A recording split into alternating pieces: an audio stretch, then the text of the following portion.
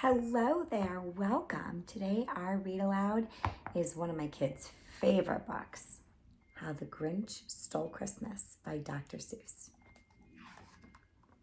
Every Who down in Whoville liked Christmas a lot, but the Grinch, who lived just north of Whoville, did not. The Grinch hated Christmas, the whole Christmas season.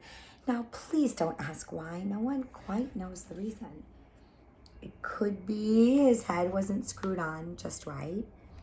It could be, perhaps, that his shoes were too tight. But I think the most likely reason of all may have been that his heart was 2 sizes too small.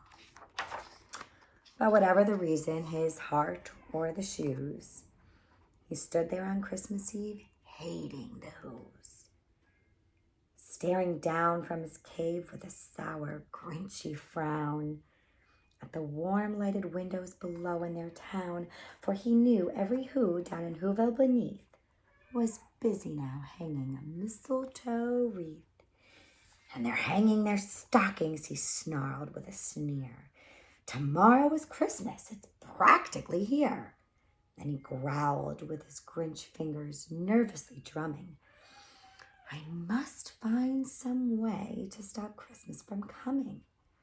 For tomorrow, he knew, all the Who girls and boys would wake bright and early. They'd rush for their toys. And then, oh, the noise. Noise. That's one thing he hated. The noise. Then the Who's, young and old, would sit down to a feast. And they'd feast and they'd feast and they'd feast. They would feast on Who pudding and rare Who roast beast, which was something the Grinch couldn't stand in the least. And then they'd do something he liked least of all. All the Who's down in Whoville, the tall and the small, would stand close together with Christmas bells ringing. They'd stand hand in hand, and the Who's would start singing. They'd sing, and they'd sing, and they'd sing. And the more the Grinch thought of this Who Christmas sing, the more the Grinch thought, I must stop this whole thing. Why, for 53 years I've put up with it now. I must stop this Christmas from coming. But how? Then he got an idea. An awful idea. The Grinch got a wonderful, awful idea. I know just what to do.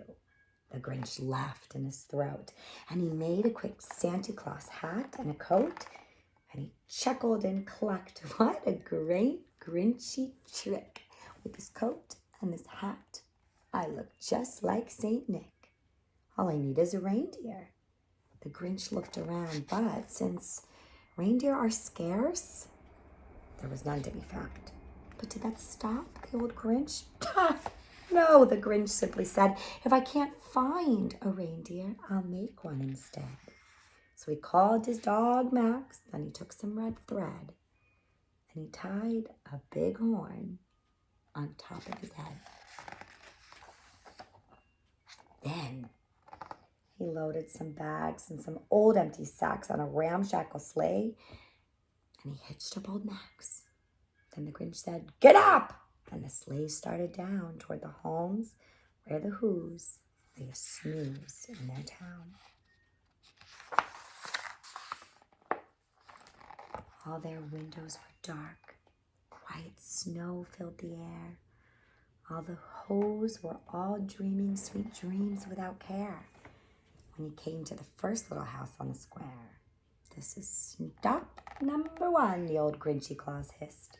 And he climbed up the roof, empty bags in his fist. Then he slid down the chimney, a rather tight pinch. But if Santa could do it, then so could the Grinch.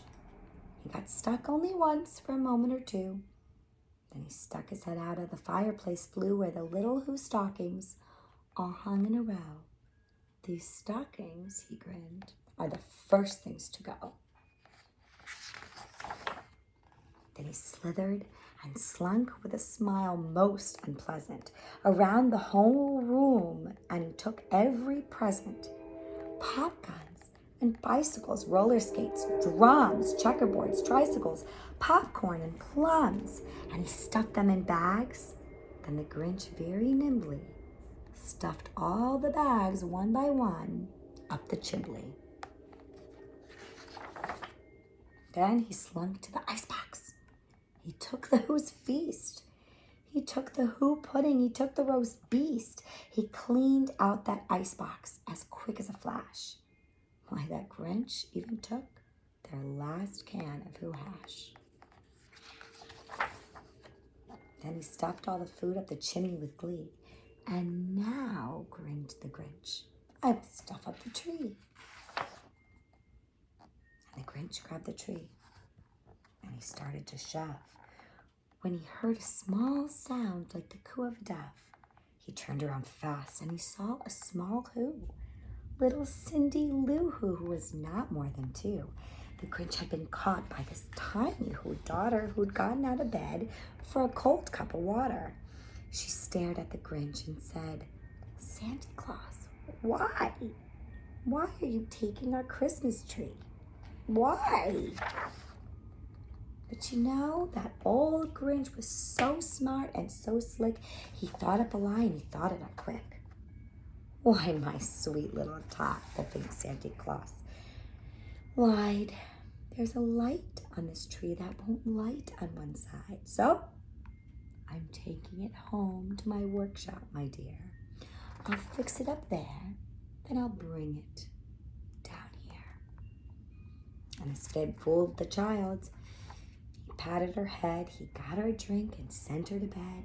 And when Cindy Lou Who went to bed with her cup, he went to the chimney and stuffed the tree up. Then the last thing he took was the log for their fire. Then he went up the chimney himself, the old liar. On their walls he left nothing but hooks and some wire. And the one speck of food that he left in the house was a crumb that was even too small for a mouse. Then he did the same thing to the other Who's houses, leaving crumbs much too small for the other Who's mouses. It was 1:15. All the Who's still in bed, all the Who's still a snooze. When he packed up his sled, packed it up with their presents, the ribbons, the wrappings, the tags and the tinsels, the trimmings, the trappings. 3,000 feet up the side of Mount Crumpet, he rode with his load to the tip-top to dump it. Pooh-pooh to the Who's. He was Grinchishly humming. They're finding out now that no Christmas is coming. They're just waking up. I know just what they'll do. Their mouths will hang open a moment or two. Then the Who's down in Whoville will all cry. Boo! That's a noise, grinned the Grinch, that I simply must hear. So he paused, and the Grinch put his hand to his ear, and he did hear a sound rising over the snow. It started out low, then it started to grow.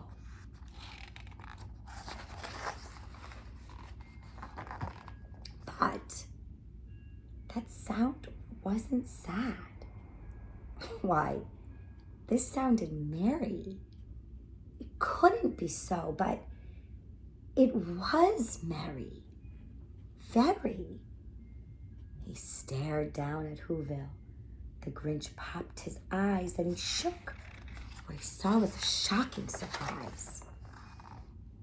Every Who down in Whoville, the tall and the small, was singing without any presents at all. He hadn't stopped Christmas from coming. It came.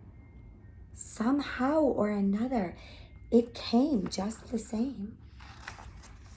And the Grinch, with his Grinch feet ice cold in the snow, stood puzzling and puzzling. How could it be so? It came without ribbons. It came without tags. It came without packages, boxes, or bags. And he puzzled 3 hours till his puzzler was sore. Then Grinch thought of something he hadn't before. Maybe Christmas, he thought, didn't come from a store. Maybe Christmas, perhaps, means a little bit more. And what happened then? Well, in Whoville they say that the Grinch's small heart grew 3 sizes that day. And the minute his heart didn't feel quite so tight, he whizzed with his load through the bright morning light, and he brought back the toys and the food for the feast, and he himself, the Grinch, carved the roast feast. Thanks so much for listening. I hope to see you next time.